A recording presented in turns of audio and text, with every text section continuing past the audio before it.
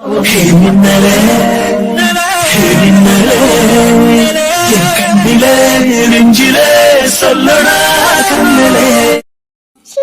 வந்துட்டியா சிவா? இவ்வளவு நாள் என்ன விட்டு எங்கடா போன? போடா, நான் உன் கூட பேசவே மாட்டேன். நான் நீ வருவேன்னு எவ்வளவு நாள் பார்த்துக்கிட்டே இருந்தேன் தெரியுமா? ஆனா நீ வரவே இல்ல. அக்கா, அதான் இப்ப வந்துட்டனே. இப்ப வந்துட்ட. ஆனா இவ்வளவு நாள் நீ ஏன் வரல? எங்கடா போன? அது விளையாட போனியா? நான் தான் உன்கிட்ட சொல்லிருக்கேன்ல, எங்க விளையாட போனாலும் 6 மணிக்குள்ள வீட்டுக்கு வந்துடணும்னு. 6 மணிக்கு மேல வெளியே விளையாடிக்கிட்டு இருந்தா பூச்சாண்டி பிடிச்சிரும்னு சொல்லிருக்கேன்ல. பூச்சாண்டி பிடிச்சிருமா? மச்சான், என்னடா நடக்குதுங்க? அந்த அம்மா பாட்டுக்கு என்னமோ பேசிக்கிட்டு இருக்குது, நீயும் மண்டி ஆட்டிக்கிட்டு இருக்க. பாரு சிவா, இதுக்கப்புறம் இந்த மாதிரி எல்லாம் எங்கேயும் விளையாட போக கூடாது. சரிக்கா. அப்புறம் அதான் நான் வந்துட்டேன்ல, நீ சாப்பிடுக்கா. இல்ல, நான் சாப்பிட மாட்டேன். நீ இவ்வளவு நாள் என்ன விட்டு போனல்ல, நான் உன் மேல கோவமா இருக்கேன். நான் சாப்பிட மாட்டேன், போ. அக்கா, அப்படியெல்லாம் சொல்லக்கூடாது. அதான் நான் இப்ப வந்துட்டேன்ல, நீ சாப்பிடு. அக்கா, அந்த தட்டை கொடுங்க. உன் தம்பி ஊட்டி விட்டா நீ சாப்பிடுவல்ல? சாப்பிடுவேன். அப்ப இந்த சாப்பிடு.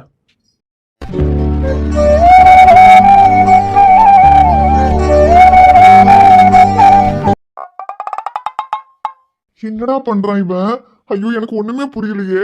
இப்போ இதுக்கு சம்பந்தமே இல்லாம இங்க வந்து பாசமலர் படம் ஊட்டிக்கிட்டு இருக்கான். டேய், எனக்கு போதும்டா. நீயும் இன்னும் சாப்பிட்டுக்க மாட்டல? குடு, நான் உனக்கு ஊட்டி விடுறேன். தங்கம், மாமா வாங்க மாமா, வந்துட்டீங்களா? இங்க பாருங்க மாமா, என் தம்பி சிவா வந்துட்டான். வளர்க்காய், என்னது? யாரு இவங்க?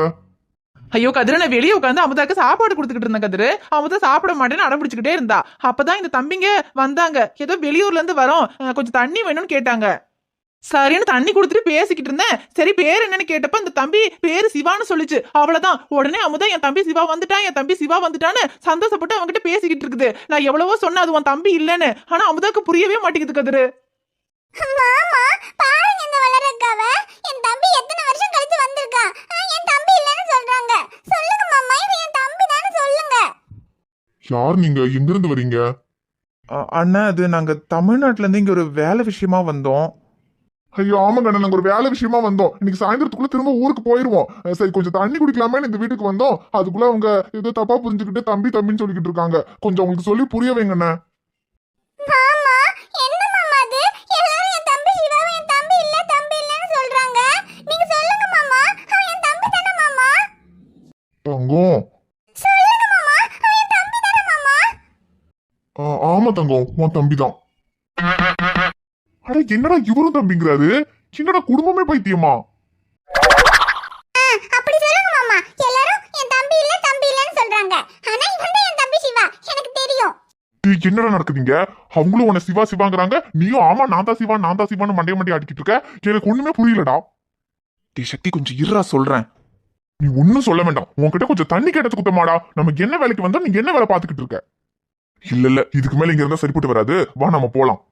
சிவா, இதுக்கப்புறம் நீ என்னை விட்டு எங்கேயும் போக கூடாது. என் கூடவே தான் இருக்கணும். தங்கம், சரி அதெல்லாம் இருப்பான். நீ முதல்ல உள்ள போ தங்கம். மாமா, என்ன மாமா என்ன உள்ள போன்னு சொல்றீங்க? நம்ம தம்பி சிவா வந்திருக்கான் மாமா.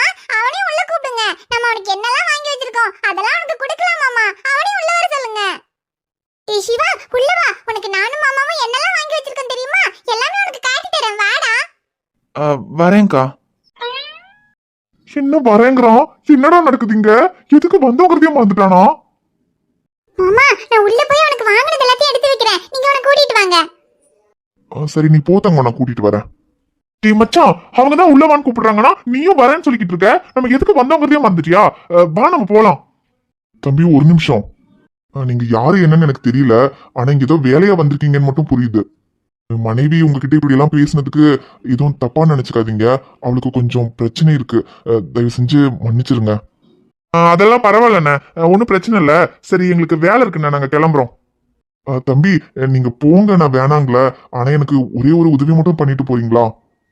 உதவியா? என்னண்ணே, என்ன உதவி பண்ணணும்? ஐயோ, வாயை வச்சுக்கிட்டு சும்மா இருக்க மாட்டான். இவனுக்கு ஏன் இந்த வேண்டாத்த வேலைன்னு தெரியல. அது தம்பி, அவ தம்பி பேரும் சிவா தான்.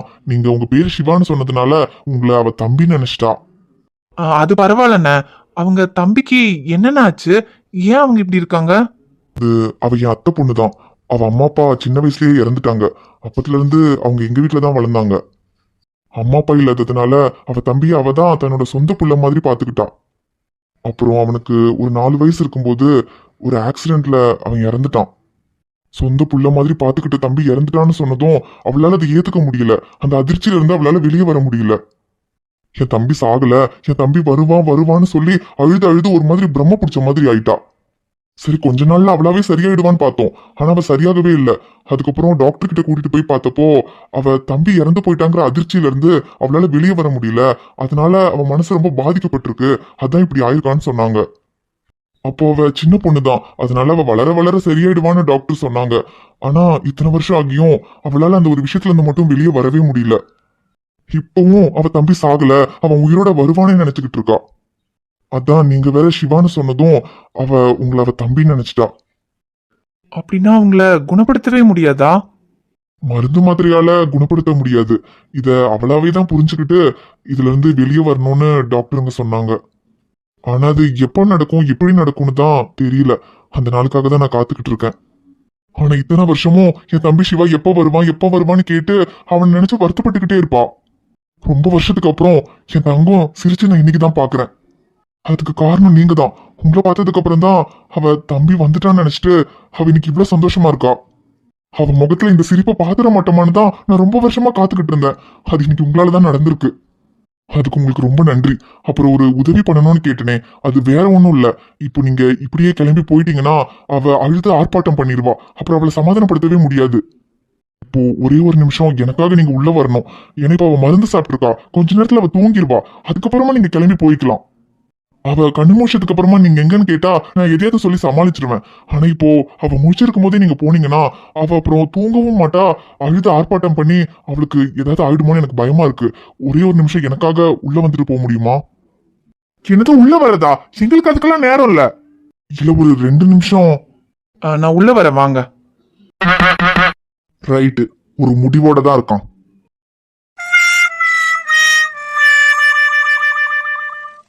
சிவா, இங்க பாத்தியா? உனக்கு ஸ்பைடர்மேன்னா ரொம்ப பிடிக்கும்ல? அதான் உனக்காக Spiderman cycle, Spiderman remote car, Spiderman watch, Spiderman shoe எல்லாமே வாங்கி வச்சிருக்கோம். வா வெண்ணிலாவே வாடாத பூவே, என் வாழ்வில் மீண்டும் என இன்று தாயே, கண்ணோடு இமையாய் சுகமான சுமையா இரு கையில் ஏந்தி தாலாட்டுவேனே, காற்றோடு தலை கோதி நதியோடு தவழ்ந்து உயிரோடு உயிராக உறவாடும் அழகே, இருகாக உன்னை நான் ஏந்தி செல்வேன், சினுகாமல் உன்னை நான் பார்த்துக் கொள்வேன், ஒரு கோடி இன்பங்களுடை பார்த்த நொடியே, நான் வாழும் நாள் மட்டும் நீ இந்த நொடியே. அப்புறம் சிவா, உனக்கு கிரிக்கெட் விளையாடுறதுனா கூட ரொம்ப பிடிக்குமே. அதான் உனக்காக பேட் பால் கூட வாங்கி வச்சிருக்கோம். டேய், உனக்கு கிரிக்கெட்னா பிடிக்கும்னு அவங்களுக்கு எப்படிடா தெரியும்? டேய், அவங்க தம்பி சிவாக்கு பிடிச்சத பத்தி சொல்லிட்டு இருக்காங்கடா. அவங்க தம்பி சிவாக்கு பிடிச்சத பத்தி சொல்லிக்கிட்டு இருக்காங்கன்னு தெரியுதுல்ல. அப்புறம் என்ன வெண்ணைக்கு நீ நின்னு கேட்டுக்கிட்டு இருக்க? வா போவோம். டேய் கொஞ்சம் இருடா சக்தி. சிவா, நீ இதெல்லாம் வேணும்னு என்கிட்ட கேட்டு அடம் பிடிச்சுக்கிட்டே இருப்பல்ல. ஆனா நான் இதெல்லாம் வாங்கி கொடுக்கலன்னு தான் நீ என்னை விட்டு போயிட்டியா? ஆனா அக்கா உனக்காக இதெல்லாம் வாங்கி வச்சிருக்கேன்டா. நீ தான் இவ்வளவு நாள் வராமையே போயிட்ட. சரி இப்பவாவது வந்தியே. இங்க பாரு, அக்கா உனக்காக உனக்கு பிடிச்ச எல்லாமே வாங்கி வச்சிருக்கேன். உனக்கு இதெல்லாம் பிடிச்சிருக்காடா? இது எல்லாமே உனக்கு தான். டேய், நான் கேட்டுக்கிட்டே இருக்கேன், என்ன எதுவுமே சொல்ல மாட்டேங்கிற. சொல்லுடா சிவா, உனக்கு இதெல்லாம் பிடிச்சிருக்கா? சிவா, சிவா, சொல்லுடா சிவா, உனக்கு இதெல்லாம் பிடிச்சிருக்குல்ல? பிடிச்சிருக்குக்கா. இது எல்லாமே உனக்கு தான்டா சிவா. இன்னும் உனக்கு என்னலாம் வேணும்னு சொல்லு, எல்லாம் மாமா வாங்கி கொடுப்பாரு. இல்ல மாமா, எல்லாமே வாங்கி கொடுப்பீங்கல்ல? எல்லாம் வாங்கி கொடுக்கலாம் தங்கம். பாத்தியா, மாமா எல்லாமே உனக்கு வாங்கி கொடுப்பாரு. ஆனா உன்னடா சிவா, நீ இதுக்கப்புறம் அக்காவை விட்டு எங்கேயும் போக கூடாது. அக்கா கூடவே தான் இருக்கணும். இதுக்கப்புறம் அக்காவை விட்டு எங்கேயும் போக மாட்டேன், அக்கா கூடவே இருக்கேன்னு சொல்லு. அது தங்கம் போதும் தங்கம், அவன் எங்கேயும் போக மாட்டான். இங்க பாரு, நீ இப்பதானே மருந்து சாப்பிட்டுருக்க. மருந்து சாப்பிட்டா கொஞ்ச நேரம் தூங்கணும், இல்லைன்னா ஒரு மாதிரி தலை சுத்தும். நீ முதல்ல போய் பாடு. மாமா, என்ன மாமா நீங்க? என் தம்பி சிவா வந்திருக்கான், என்ன போய் தூங்க சொல்றீங்க? எனக்கெல்லாம் ஒண்ணும் தூக்கம் வரல. நான் என் தம்பி கூட பேசணும் மாமா. தங்கம் பேசலாம் தங்கம், அவன் இங்கதானே இருக்க போறான். நீ போய் கொஞ்ச நேரம் தூங்கு, அதுக்கப்புறம் எந்திரிச்சு பேசிக்கலாம்.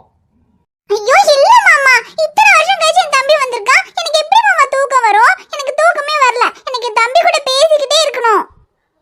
தங்கம் பேசலாம் தங்கம், அதான் மாமா சொல்றேன்ல, இதுக்கப்புறம் அவன் இங்கதான் இருக்க போறான். நீ அவன்கிட்ட பேசிக்கிட்டே இருக்கலாம். ஆனா இப்போ போய் கொஞ்ச நேரம் தூங்கு தங்கம், இல்லைன்னா ஒரு மாதிரி தலைவலிக்கும் உனக்கு. இல்ல மாமா, எனக்கு இதுக்கப்புறம் தலைவலிக்காது, தலை சுத்தாது, மயக்கம் வராது, ஒண்ணுமே ஆகாது. ஏன் தெரியுமா? அதான் என் தம்பி வந்துட்டானே. இதுக்கப்புறம் எனக்கு ஒண்ணும் ஆகாது மாமா. எனக்கு மருந்து கூட வேண்டாம். எனக்கு என் தம்பி கூட பேசிக்கிட்டே இருந்தா போதும் மாமா. தங்கம் இங்க பாரு, மருந்து சாப்பிட்டா கொஞ்ச நேரம் தூங்கணும்னு டாக்டர் சொல்லியிருக்காங்கல்ல. ஆமா, எனக்கு தூக்கம் வரல மாமா. எனக்கு சிவா கிட்ட பேசணும் மாமா. ஐயோ பேசலாம் தங்கம், நான் தான் சொல்றேன்ல, அவன் இங்கதான் இருப்பான். இதுக்கப்புறம் நீ அவன்கிட்ட பேசிக்கிட்டே இருக்கலாம். ஆனா இப்போ கொஞ்ச நேரம் போய் தூங்கு போ. சரி, அப்ப நான் தூங்கி எந்திரிச்சதுக்கு அப்புறம் அவன் கூட பேசிக்கிட்டே தான் இருப்பேன். சரி தங்கம் பேசிக்க, ஆனா இப்போ போய் தூங்கு போ. சரி சரி, நான் போய் தூங்குறேன். அப்போ நான் தூங்கி எந்திரிச்சு வர வரைக்கும் நீங்க சிவாவை பாத்துக்குவீங்களா? சரி தங்கம், நான் பாத்துக்கிறேன், நீ போய் தூங்கு போ. சரி, அப்ப நான் போய் தூங்குறேன். டேய் சிவா, நான் போய் தூங்க போறேன். நான் தூங்கி எந்திரிச்சு வந்துட்டு அதுக்கப்புறம் நம்ம ரெண்டு பேரும் பேசலாம். சரிக்கா. சரிடா. அப்புறம் நான் தூங்கி எந்திரிச்சு வரதுக்குள்ள திரும்பவும் நீ வெளிய எங்கேயாவது விளையாட போயிடக்கூடாது. இல்லக்கா, நான் போக மாட்டேன். சரி, அப்ப இதுக்கப்புறம் என்னை விட்டு எங்கேயும் போக மாட்டேன், என் கூடவே இருப்பேன்னு சொல்லுடா. போக மாட்டேன்க்கா. இல்ல இல்ல, நான் உன்னை நம்ப மாட்டேன். நீ இப்படிதான் சொல்லிட்டு என்னை விட்டு போயிட்ட. இதுக்கப்புறம் என்னை விட்டு போக மாட்டேன், என் கூடவே இருப்பேன்னு சத்தியம் பண்ணுடா. சத்தியம் பண்ணணுமா? டேய் மச்சான், கதை வேற எங்கேயோ போகுது. இதெல்லாம் தேவையில்லாத வேலை. ஒழுங்கு மரியாதை நட, நம்ம போவோம். டேய் சிவா, என்னடா பாத்துக்கிட்டே இருக்க? இதுக்கப்புறம் இந்த அக்காவை விட்டு எங்கேயும் போக மாட்டேன்னு சத்தியம் பண்ணுடா. இதுக்கப்புறம் சத்தியமா உன்னை விட்டு எங்கேயும் போக மாட்டேன்க்கா. உன் கூடவே தான் இருப்பேன். செஞ்சோற்று கடல் தீர்க்க சேராத இடம் சேர்ந்து வஞ்சத்தில் வீழ்ந்தாயடா கர்ணா, வஞ்சகன் கண்ணனடா கர்ணா, வஞ்சகன் கண்ணனடா. உள்ளத்தில் நல்ல உள்ளம் உறங்காதென்பது வல்லவன் வகுத்ததடா கர்ணா, வருவதை எதிர்கொள்ளடா. டேய், எனக்கு வர ஆத்திரத்துக்கு ஒண்ண. டே இருடா சக்தி, கொஞ்சம் நான் சொல்றத பொறுமையா கேளு. என்னடா பொறுமையா இருக்கணும்? அவங்க கிட்ட எதுக்குடா நீ உன் பேரை சிவான்னு சொன்ன? டே சக்தி, அது இல்ல, நீ உன் மனசுல என்ன நினைச்சுக்கிட்டு இருக்கேன்னு கேக்குறேன். நம்ம இங்க எதுக்கு வந்திருக்கோம், நீ என்ன பண்ணிக்கிட்டு இருக்க? அவங்களும் ஒண்ணு அவங்க தம்பி சிவான்னு சொல்றாங்க, நீ ஆமா நான் தான் சிவான்னு அவங்களுக்கு சாப்பாடு ஊட்டி விடுற. அது பத்தாதுன்னு வீட்டுக்குள்ள கூட்டிட்டு போய் உனக்காக ஸ்பைடர்மேன் சைக்கிள் வாங்கி வச்சிருக்கேன், ஸ்பைடர்மேன் வாட்ச் வாங்கி வச்சிருக்கேன், ஸ்பைடர்மேன் கார் வாங்கி வச்சிருக்கேன், என்னமோ சின்ன பிள்ளை கிட்ட சொல்ற மாதிரி சொல்லிக்கிட்டு இருக்காங்க. நீ ஆமா ஆமான்னு மண்டே அடிக்கிட்டு இருக்க. டே சக்தி, டீல் இங்க எதுக்கு வந்தனே மறந்துட்டியா? முதல்ல எதுக்கு அவங்க கிட்ட உன் பேர் சிவான்னு சொன்ன, அதை முதல்ல சொல்றா. நீ அதை கொஞ்சம் சொல்ல விடுறா, அப்பதான் சொல்ல முடியும். சொல்லி தொலை. டேய், அந்த அக்கா தம்பி சிவா வந்தாதான் சாப்பிடுவேன்னு சாப்பிடாம அழுதுகிட்டு இருந்தாங்கல்ல, அவங்கள பார்க்கும்போதே ரொம்ப பாவமா இருந்துச்சுடா. அதான் அவங்கள சாப்பிட வைக்கிறதுக்காக நான் தான் சிவான்னு சொன்னா அவங்க தம்பி நினைச்சுக்கிட்டு நான் சொல்றதை கேட்டு சாப்பிடுவாங்கன்னு நினைச்சேன். அதே மாதிரி நான் சிவான்னு சொன்னதும் அவங்க சாப்பிட்டாங்க பத்தியா. அடேய், அவங்கள சாப்பிட வைக்கிறதுக்காக வாடா உன் பேரு சிவான்னு மாத்தி சொன்னேன். டேய் விளங்காதவனே, அவங்க யாருமே உனக்கு தெரியாது. சாப்பிடுறாங்க, சாப்பிடாம போறாங்க. அதனால உனக்கு என்னடா? எதுக்குடா வந்த இடத்துல தேவையில்லாத வேலையெல்லாம் பாத்துக்கிட்டு இருக்க? டேய், இப்ப என்ன, என் பேரை மாத்தி சொன்னதுனால இப்ப என்ன ஆயிடுச்சு? அந்த அக்கா தம்பி சிவா வந்தாதான் சாப்பிடுவேன்னு அழுதுகிட்டு இருக்கும்போது எனக்கு பார்க்க மனசுக்கு ரொம்ப கஷ்டமா இருந்துச்சு. அதான் அவங்கள சாப்பிட வைக்கிறதுக்காக என் பேரு சிவான்னு போய் சொன்னேன். ஏய், அவங்கள சாப்பிட வைக்கிறதுக்கு நீ எதுக்குடா போய் சொன்ன? டே, அவங்க தம்பின்னு அழும்போது எனக்கு ஷைலு ஞாபகம் வந்துருச்சுடா. ஏக்காவும் இப்படி தானடா, எனக்கு ஏதாவது ஆயிடுச்சுன்னா தம்பின்னு சாப்பிடாம அழுதுட்டு இருப்பா. என் கூட பிறந்தவன் மட்டும்தான் எனக்கு அக்கான்னு இல்ல, என் கூட பிறக்கலனாலும் அவள மாதிரி இருக்கிற எல்லாருமே எனக்கு அக்கா தானடா. அவங்க அழும்போது எனக்கு மனசு கேட்கலடா. அதனாலதான் அவங்க சாப்பிடட்டுமேங்கிறதுக்காக என் பேரு சிவான்னு சொன்னேன். நீ அவங்க சாப்பிடணுங்கிறதுக்காக உன் பேரு சிவான்னு மாத்தி சொல்லிட்டியே. இப்ப அதனால ஏதாவது பிரச்சனை வந்துச்சுன்னா என்னடா பண்ணுவ? என்ன பிரச்சனை வந்துட போகுது? நம்ம இங்க இருக்க போறதே கொஞ்ச நேரம் தான். ஐஷுவை பார்த்துட்டு நம்ம பாட்டுக்கு கிளம்பி ஊருக்கு போயிட போறோம். அந்த அண்ணன் சொன்னதை கேட்டல, ரொம்ப வருஷமாவே அவங்க தம்பி நினைச்சு வருத்தப்பட்டுக்கிட்டே இருந்திருக்காங்க.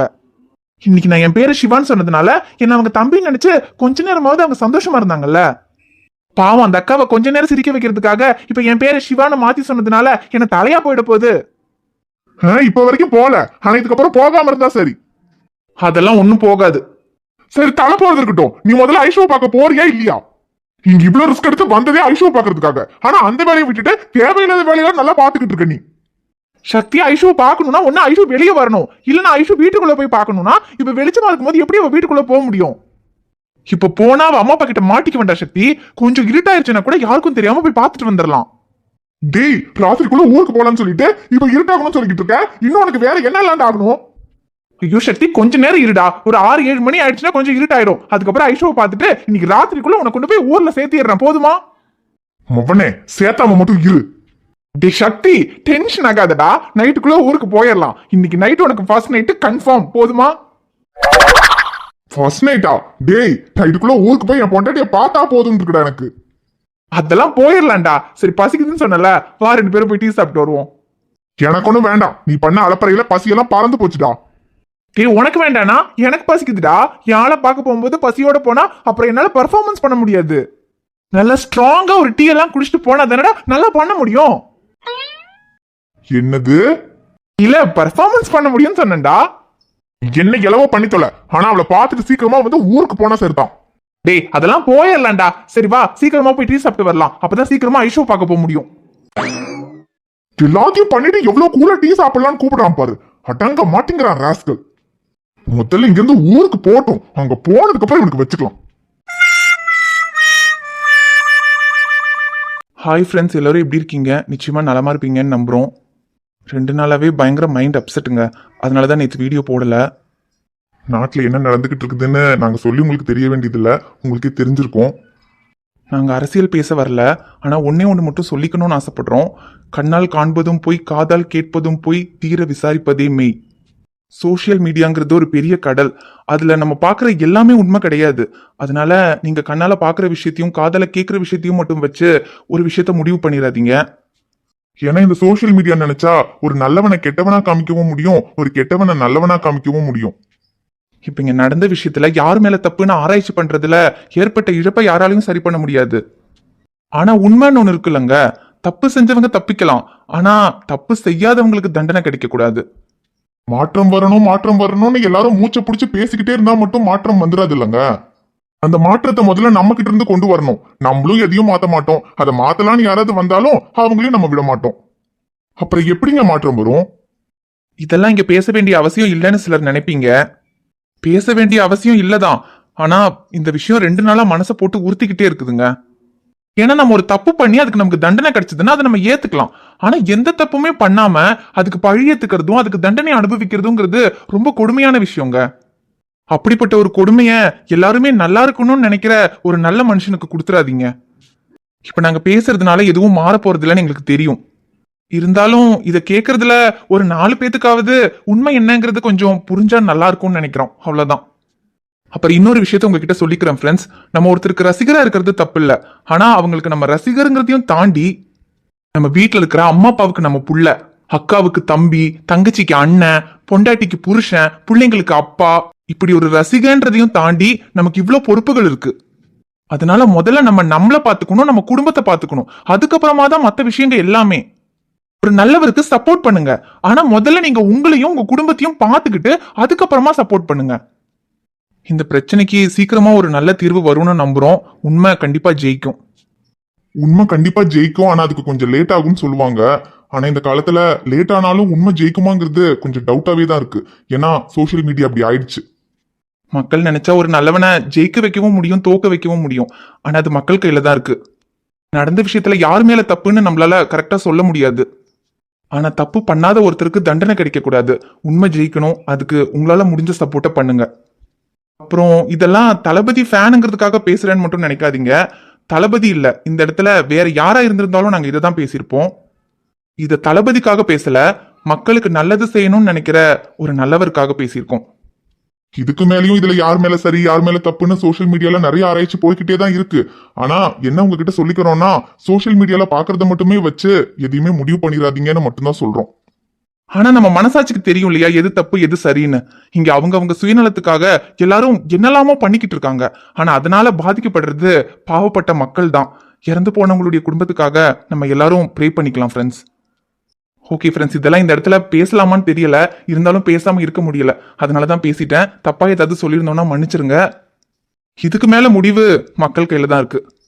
கடைசியா ஒண்ணே ஒண்ணு மட்டும் சொல்லிட்டு கிளம்புறேன். கெட்டவனை வாழ விடுங்க, அது தப்பு இல்ல. ஆனா ஒரு நல்லவனை தோக்கடிச்சிடாதீங்க. எந்த தப்புமே செய்யாம இறந்து போனவங்களுக்காகவும் இறந்து போனவங்க குடும்பத்துக்காகவும் நம்ம ப்ரே பண்ணிக்கலாம் ஃப்ரெண்ட்ஸ். Okay, bye friends.